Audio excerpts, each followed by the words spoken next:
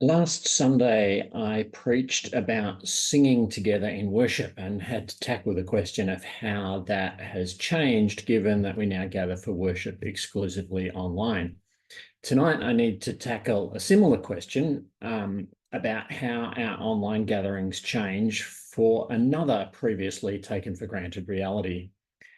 As most of you know, we are in the process of seeking to let go of the church building that has been our worship home and gathering place for almost 60 years, but which we have not used now for nearly 4.5 years. Back before we moved into that building, we had to give up another one that had been our home for 100 years before that. So this is not the first time we've dealt with the challenges of letting go of a building.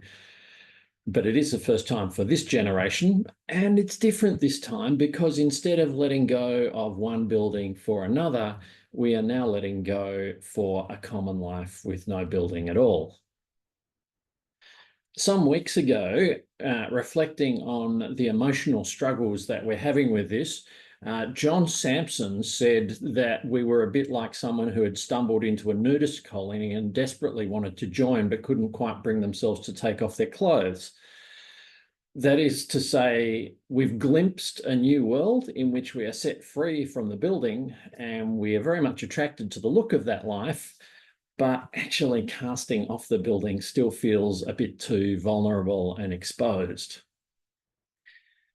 And the truth of John's observation was borne out in the congregational consultation sessions we held to talk about our feelings and expectations around handing the building over to others. A lot of the things that we shared revealed more than anything else that we felt safer and more comfortable knowing that we still had that building, even if we could no longer imagine returning to it for anything more than the odd special occasion. The reason I need to talk about this tonight is that the Bible reading set for us tonight from the first book of Kings was all about the place of a dedicated worship building in the faith and life of God's people. It told the story of the dedication of the newly constructed temple by King Solomon.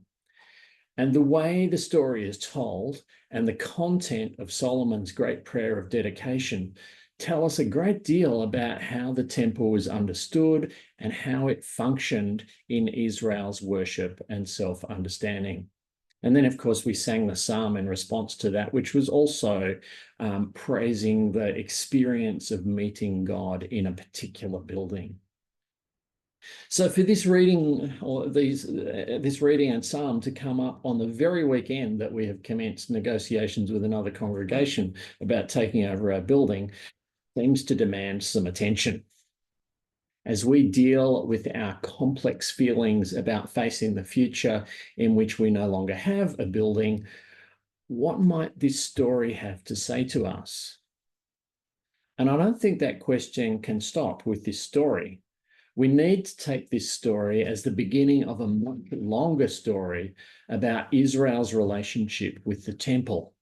Because, of course, Judaism has had to come to terms with worshipping without its sacred building too. And the Bible contains various contested strands of thought on what all that means for faithful prayer and living as people tried to work it out. Some of the contested strands are already apparent in this story, as we have it in our Bibles. Solomon's temple was built and dedicated about 1,000 years before the time of Jesus, but the story continued to be passed down and tweaked in the retellings until it reached its final form after the Babylonians had destroyed the temple and taken the Israelites into exile in 586 BCE. So there are bits of the way that this story is told that reflect different strands of thought throughout those centuries, some of them retrospective from a time when the temple was already gone. So let's unpack that a bit and then see what happened afterwards and how it relates to our situation. One of the main ways that the temple was understood was as a symbol of the presence of God among the people. This continues today in the design and interpretation of many church buildings. So the temple or church is seen as a place where we go to encounter and experience the presence of God. Before Solomon's temple was built, we heard Solomon's father David expressing his discomfort about living in a palace while God was still living in a tent. He wanted to rectify this anomaly by building a grand temple as a home for God. But God said no to David and reserved the task for Solomon. In the dedication story, we read that as soon as the priests had placed the Ark of the Covenant in its place in the new temple, a cloud filled the house of the Lord, for the glory of the Lord filled the house of the Lord. And Solomon's prayer of dedication focuses on asking God to honor the prayers of any people who trustingly offer their prayers towards the temple. These are strong symbols of the temple as the center of the presence of God on earth.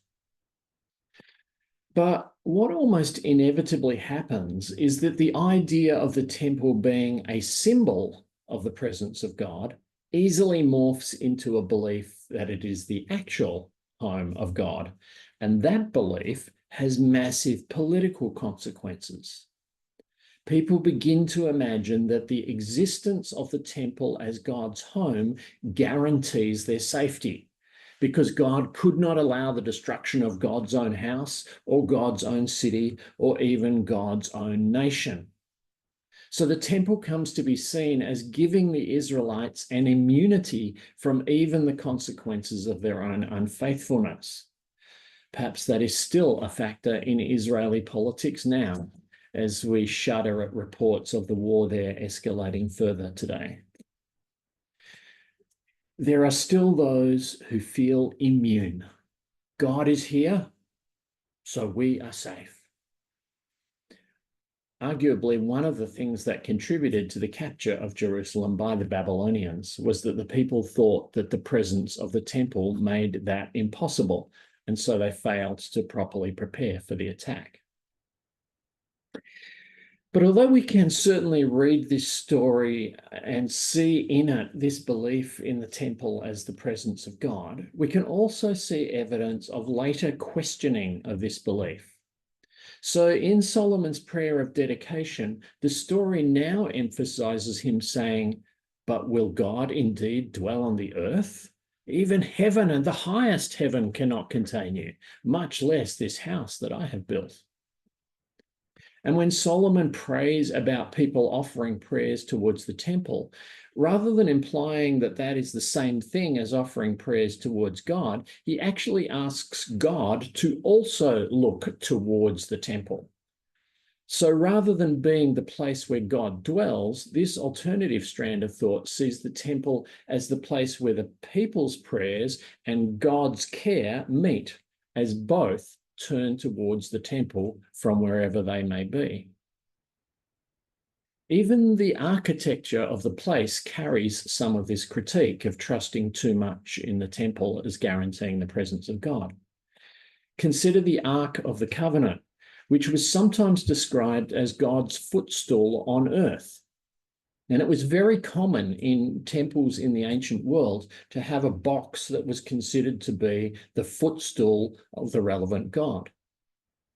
But unlike most of them, the Ark of the Covenant still has carrying poles. God's footstool is mobile. And so God's presence is by no means confined to the temple. Some of you will remember a reading in Compline a week or so back that playfully talked of God breaking out of the sanctuary. It's not a new idea. Now, it's no surprise that the story as we now have it contains these implied warnings against too closely linking the sacred building with the presence of God, because those elements came to be more important and more emphasized after the destruction of the temple and the exile to Babylon.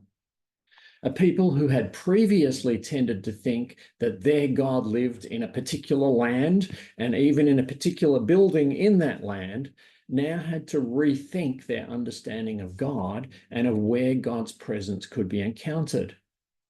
And you can hear painfully the beginning of that struggle in Psalm 137, where the exiled people say, "By the rivers of Babylon, we sat down and wept when we remembered Zion. How could we sing the Lord's song in a foreign land?" They think that in Babylon, they are too far away from God for God to hear them. But there in Babylon, Judaism began to reinvent itself as a relationship with the God of the universe who could be encountered and worshipped anywhere. 70 years later, they returned to Judea and rebuilt the temple, although many of the old folks weep again because the new temple seems a bit small and puny compared to the old one that they could remember. It was not until just a few years before the birth of Jesus that King Herod the Great commissioned a massive expansion project, fully rebuilding and almost doubling the size of the temple.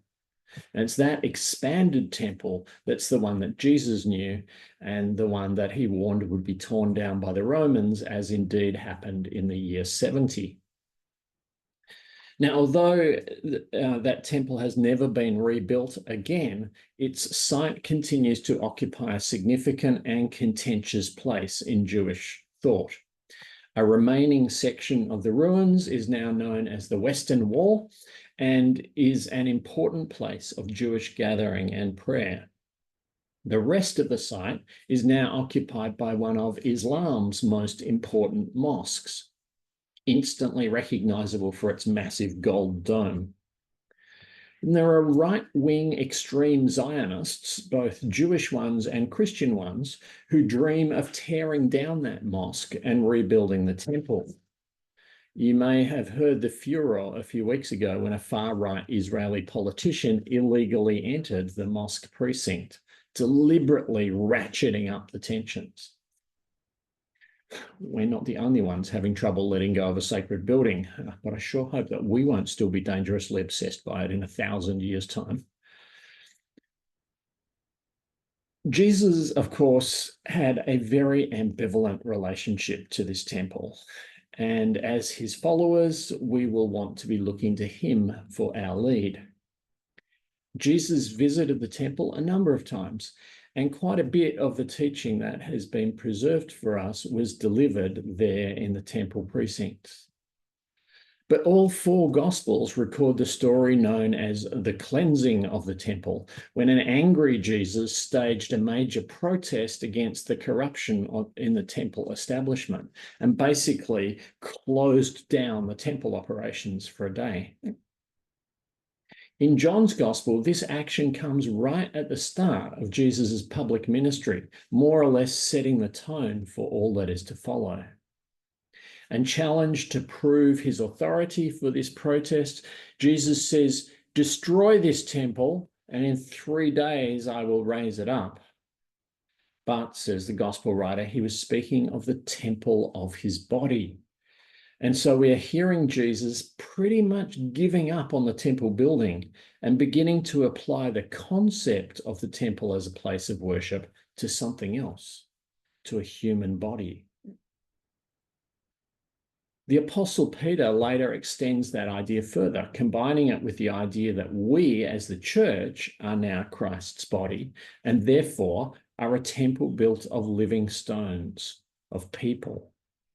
Come to God, and like living stones, let yourself be built into a spiritual house, to be a holy priesthood, to offer spiritual sacrifices acceptable to God through Jesus Christ.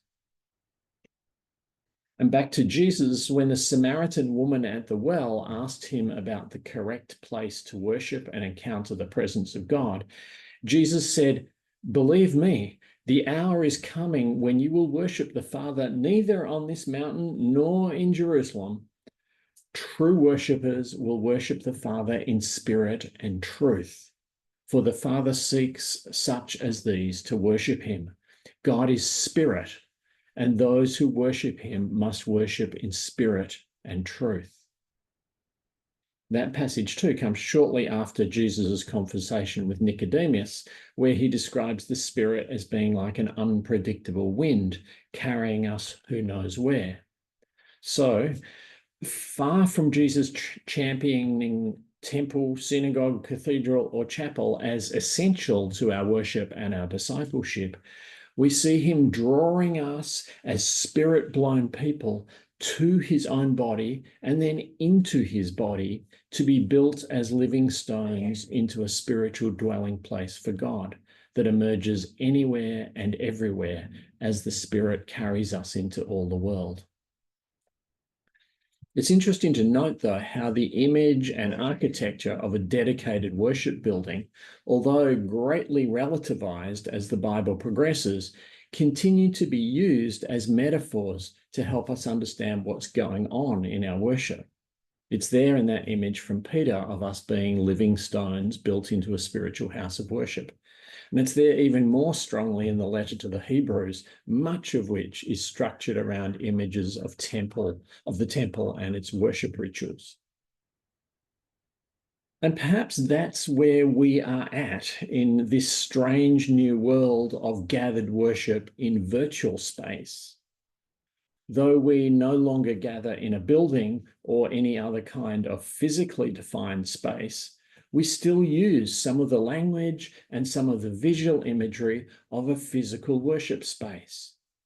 And yet, as John said to the woman at the well, we are worshipping not on a particular mountain, nor in the Jerusalem temple, nor in the church building at 12 Surrey Road, but surely still in spirit and truth. The Holy Spirit, who makes all things new, is not deterred by this new technology, but blows through these new virtual connections, uniting us as we gather in real time to encounter one another and become the body of Christ, or the holy priesthood that draws near to God as one people in this virtual space. I don't pretend for a moment that anything that I've just said is going to overcome all the emotional connections that we have to that Surrey Road building, or soothe all our misgivings about letting go of it and moving fully into a new reality that is not defined or associated with any physical property. I don't pretend that it's going to take away our fear of what John described as taking our clothes off, laying aside the building. But perhaps to run with John's metaphor, Jesus did say that if someone asks you for your coat, give them your shirt and pants too. And someone is asking about our building, so perhaps the time to strip it off is here. Nothing that I've said can eliminate the discomfort of that. But I hope that I have at least enabled you to see that the trajectory of the biblical witness is away from a dependence on buildings as facilitators of our worship. Leaving the building behind will not be leaving the presence of God behind. God escaped from the building long ago, and like an unpredictable wind, will always be out there somewhere, beckoning us on into God's as yet unknown future. As Solomon said, will God indeed dwell on the earth?